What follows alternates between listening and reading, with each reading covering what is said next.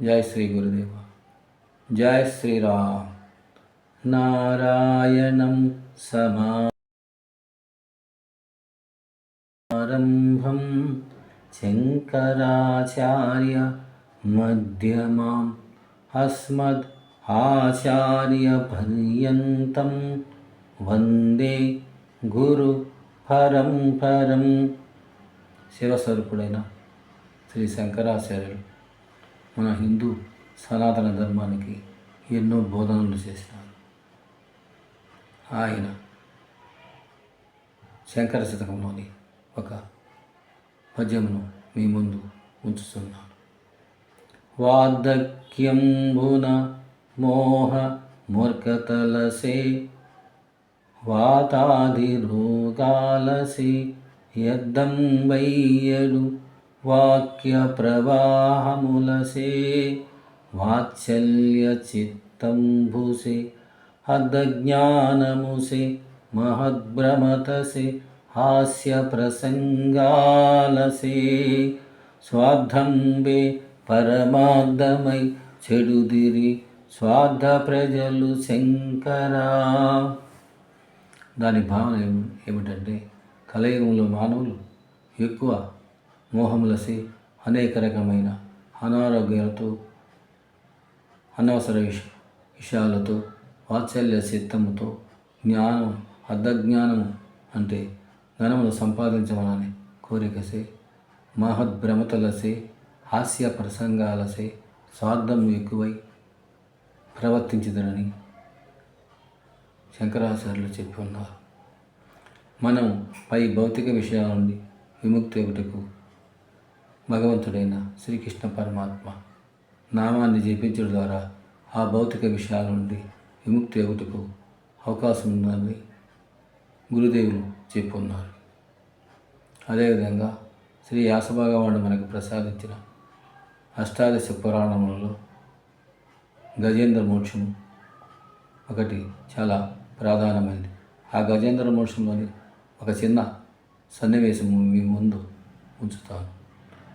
క్షీరసాగరములో త్రికుటాచలమును అరణ్యములో బంగారు ఎండి ఇనుము పర్వత శిఖరములతో కూడిన మహారణ్యమునందు ఒక గజరాజు ఆయన యొక్క భార్యలు పరివారముతో సంచరించు దాహం వేయగా దారి తప్పి ఒక సరోవరమును చేరారు. ఆ సరోవరము అక్కడ ఉన్న ప్రకృతి సౌందర్యాలతో ఎంతో ఆనందముగా ఉన్నది. ఆ ఆనందమునకు లోనై గజరాజు యొక్క భార్యలు పరివారములు నీరు తాగి ఎలుపులకు రాక ఆ మహాసరోవరంలో జలక్రీడ మొదలుపెట్టారు. ఆ జలక్రీడ ఎలా జరుగుతుంది అని గజేంద్ర మోక్షమును తెలుగులోనికి ప్రసాదించిన పోతనమాత్యులు ఇలా చెప్తున్నారు. ఇభలోకేంద్రుడు హస్తరంధ్రముల నీరెక్కించి పూరించి చెండబ మార్గమునకెత్తి నిక్కివడి నుడ్డాడించి పింజింప నారబటిం నీరములోనకెల్ల బెల్లగసి నక్రగ్రహ పాటీనముల్ నవందాడెడు మీన కర్కాటకములను పట్టెను సురల్మాన్పడన్. దాని భావన ఏమిటంటే గజరాజు తన యొక్క బలమైన తొండమును సరోవరంలోని నీరు పిలుసగా దానిలోనికి చిన్న చిన్న ఎండ్రకాయలు చేపలు ముసళ్ళు వెళ్ళి ఆకాశ మార్గమున సిమ్మగా అక్కడి నుంచి మరలా సరోవరంలో పడుచుండగా ఆ దృశ్యం చూసుటకు ఆకాశములో దేవతలు వచ్చి చూస్తున్నారు అని భావన. గజరాజు యొక్క భార్యలు పరివారం చేయు అలజడికి ఆ సరోవరములో నిద్రించుతున్న మకరేంద్రుడనగా ముసలికి నిద్రాభంగమై క్రోధమోహించి ఆ నీటిలోనే చల్లగా వచ్చి గజరాజు యొక్క కాలును పట్టుకొని బలముగా కొరకగా ఆ యొక్క బాధకు తాళలేక గజరాజు బిగ్గరగా అరవగా గజేంద్రుని యొక్క భార్యలు పరివారం భయమేసింది. గట్టు ఎలుపులకు వెళ్ళి చూశారు కానీ గజరాజుకు ఎలాంటి సహాయం చేయటకు కూడా వారు ముందుకు రాలేకపోయారు. ఆ గజరాజు మకరేంద్రుడు పోరాటం దాదాపు 1000 సంవత్సరములు జరిగినది.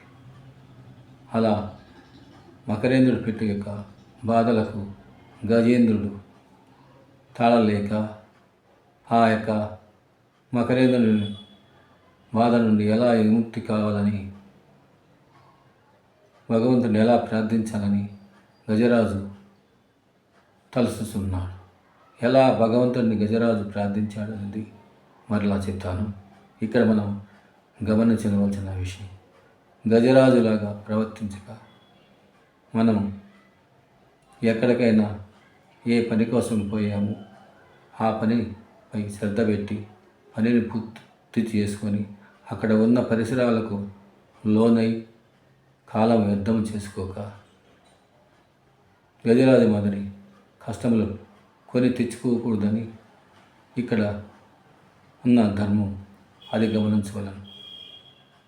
అదేవిధంగా మన హిందువులంతా భాగవతం, రామాయణం, మహాభారతం చదివిన లేక గురువుల ద్వారా విన్న జ్ఞానం పెరుగును.